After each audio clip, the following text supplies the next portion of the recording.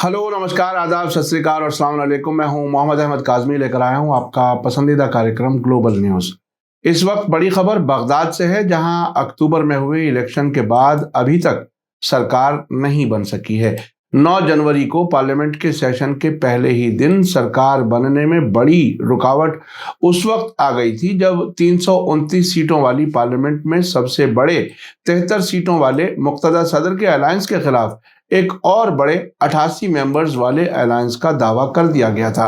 उसी दिन हंगामे के दौरान साबिक स्पीकर मोहम्मद अल हल्बूसी को फिर से स्पीकर चुन लिया गया, जिन्होंने मुल्क के अगले प्रेसिडेंट के लिए नॉमिनेशन का प्रोसेस शुरू करने का ऐलान कर दिया, जो 15 दिनों तक जारी रहेगा और नया प्रेसिडेंट ही नए प्राइम मिनिस्टर के नाम का ऐलान करेगा। लेकिन अभी तक वहां सियासी हालात संभलते हुए नजर नहीं आ रहे। इस दरमियान ईरान की Islamic revolutionary guard core IRGC की कुद्स ब्रिगेड के कमांडर जनरल इस्माइल क़ाआनी ने इराक के शिया मजहबी और सियासी लीडर मुक्तदा सदर से मुलाकात की है। जनरल इस्माइल क़ाआनी ने कुद्स फोर्स के साबिक सरबराह जनरल कासिम सुलेमानी की जगह ली है, जिन्हें अमेरिका ने 3 जनवरी 2020 को बगदाद एयरपोर्ट के नजदीक ड्रोन हमले से कत्ल कर दिया था। उनके साथ इराक के हजदल शाबी के डिप्टी कमांडर अबू मेहंदी अल मुहंदिस और उनके कुछ और साथी भी मारे गए थे।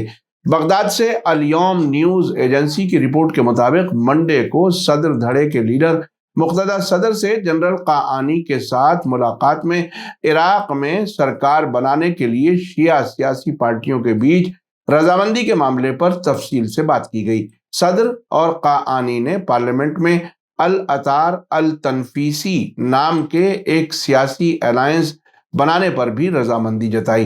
बगदाद में सदर धड़े से नजदीकी एक सियासी सोर्स का कहना है कि एक नए अलायंस का मकसद इराक में सरकार बनाना है। सोर्स के मुताबिक सदर ने इस मुलाकात में यह भी साफ कर दिया कि अगर साबिक प्राइम मिनिस्टर नूरी अल मालिकी की पार्टी इस नए अलायंस में शामिल नहीं होती है तो वे उनके बिना भी सरकार बनाने की कार्रवाई को आगे बढ़ाएंगे।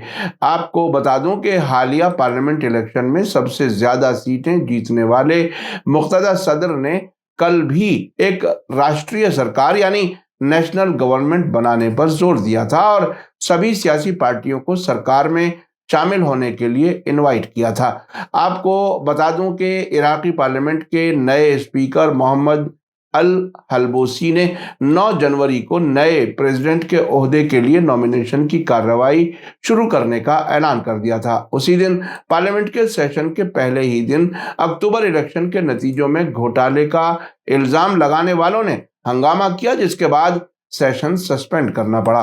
पार्लियामेंट स्पीकर अल हल्बूसी ने एक तकरीर में कहा था कि मुल्क के प्रेसिडेंट ओहदे के लिए नॉमिनेशन 15 दिनों तक किया जा सकेगा और आखिरी दिन उम्मीदवारों के लिए पार्लियामेंट में वोटिंग होगी। इराक के कॉन्स्टिट्यूशन के मुताबिक नए सदर सबसे बड़े सियासी अलायंस से प्राइम मिनिस्टर को नॉमिनेट करेंगे ताकि वो अपनी सरकार बना सके। वहां पार्लियामेंट के स्पीकर का चुना जाना नई सरकार बनने का पहला मरहला समझा जाता है। आपको बता दूं कि इराक में 10 अक्टूबर को पार्लियामेंट की 329 सीटों के लिए वोटिंग हुई थी, जिसमें तकरीबन 41% वोटरों ने हिस्सा लिया था। सियासी पार्टियों की तरफ से वोटों की गिनती में धांधली की शिकायत किए जाने के 51 दिन बाद 31 दिसंबर को आखिरी नतीजों का ऐलान किया गया। चीफ इलेक्शन कमीशन के मुताबिक सदर धड़े को 329 में से 73, तकद्दुम पार्टी को 37, कानून अलायंस को 33, कुर्दिस्तान डेमोक्रेट को 31 और अल फतह को 17 सीटें मिली हैं, जबकि पार्लियामेंट की बाकी सीटों पर मुल्क की 13 पार्टियों के उम्मीदवारों और कुछ पर आज़ाद उम्मीदवारों ने इलेक्शन जीता है। इराक के हजदल शाबी से जुड़े ग्रुप्स ने इन इलेक्शन पर ऐतराज किया था। बाद में जब सुप्रीम कोर्ट ने इलेक्शन कमीशन के जरिए ऐलान किए गए नतीजों को दुरुस्त करार दे दिया, तब सुप्रीम कोर्ट पर भी ये ऐतराज किया गया कि उस पर अमेरिका का असर है। अब ऐसा लगता है कि इराक में नई सरकार के बनाए जाने में आने वाली मुश्किलात को देखते हुए ईरान इसे हल करने की कोशिश कर रहा है। अमेरिका, इजराइल और सऊदी अरब जैसे मुल्कों को ईरान की इराक में इस तरह की सरगर्मी पसंद नहीं है। वो अक्सर ईरान पर ये इल्ज़ाम लगाते हैं कि उसका इलाके के मुल्कों में दखल बढ़ रहा है।